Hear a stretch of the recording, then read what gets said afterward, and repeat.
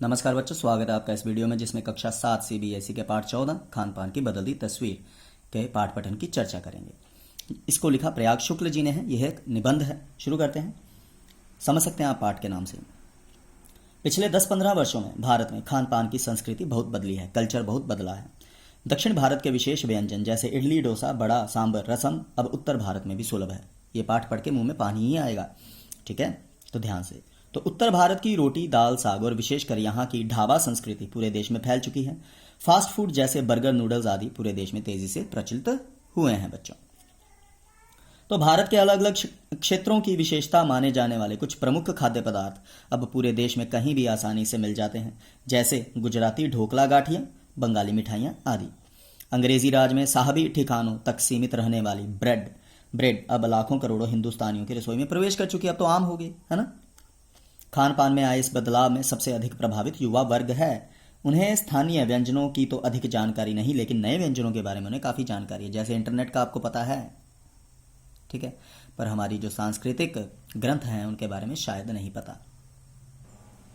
तो स्थानीय व्यंजनों का प्रसार हुआ है, परंतु पहले से उनकी गुणवत्ता और उनके प्रति पाई जाने वाली रुचि में कमी आई है। जैसे बम्बई के पाव भाजी, दिल्ली के छोले कुलचे या भटूरे, मथुरा के पेड़े, आगरा के पेठे नमकीन आदि। पहले की ही तरह हर मौसम के फलों और अन्न के प्रयोग से जो अलग अलग तरह के पकवान बना करते थे, उन्हें बनाने की फुर्सत भी अब लोगों के पास नहीं है बच्चों। ठीक है, ये कटु सत्य है। आधुनिक युग में स्थानीय व्यंजनों के प्रति घटती रुचि ने विदेशी व्यंजनों को बढ़ावा दिया है। इसका मुख्य कारण उनकी तैयारी में लगने वाला कम समय। पर याद रखें, जो जल्दी बनता है वह जल्दी निगल भी जाता है इंसान को। इसके अतिरिक्त बढ़ती महंगाई के कारण लोगों ने कई चीज़ों से स्वयं को दूर कर लिया है बच्चों। तो बच्चों, खान पान में आए बदलाव से इसकी जो नई मिलीजुली संस्कृति उभरी है, अब तो मिक्स वेजिटेबल हो गया ना सब, तो अच्छा भी है। तो हर चीज़ होती है नकारात्मक सकारात्मक दोनों, तो उसके सकारात्मक पक्ष भी हैं। तो इन्हें बनाने में समय की भी बचत होती है। नई पीढ़ी देश विदेश के व्यंजनों को भी जानने लगी है। तो खान पान की इस नई संस्कृति ने राष्ट्र को एक सूत्र में बांधने का कार्य भी किया है। अब ध्यान देने योग्य बात यह है कि स्थानीय व्यंजन जिन्हें एथनिक कहा जाने लगा, ठीक है, इसी पाठ को पढ़ के थोड़ा मुझे एथनिक शब्द अच्छे से और समझ आया। स्थानीय व्यंजन जिन्हें एथनिक कहा जाने लगा है, उनके पुनरुद्धार का प्रयास किया जाए, क्योंकि वो लुप्त होते जाएंगे।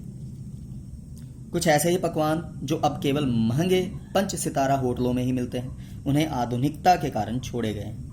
उन्हें गायब होने से बचाना होगा। समय और धन की बचत को ध्यान में रखकर हमने कई ऐसे पश्चिमी व्यंजनों को अपनाया है जो स्वाद, स्वास्थ्य और सरसता में हमारे अनुकूल नहीं हैं, सेहत पर बुरा असर ही डालेंगे। तो बच्चों, कई बार खान पान की मिश्रित संस्कृति के कारण उत्सव समारोहों में एक साथ कई तरह के व्यंजन परोस दिए जाते हैं। ऐसे में उनका स्वाद गड़बड़ हो जाता है। ये तो आप सभी ने अनुभव किया होगा। मैं भी घर जब कोई शादी समारोह जाना, बड़े जोश से जाता हूँ, ये खाऊंगा वो खाऊंगा। इतनी ज़्यादा चीज़ें देखकर मन वैसे ही थक जाता है और मज़ा भी नहीं आता। देखिए, लोग गर्मा गर्म, चलो मान लो पिज़्ज़ा खाया है या कोई गर्मा गर्म रसमलाई खाई, अब बाद में एकदम से आइसक्रीम भी खा लेते हैं, तो दांत खराब।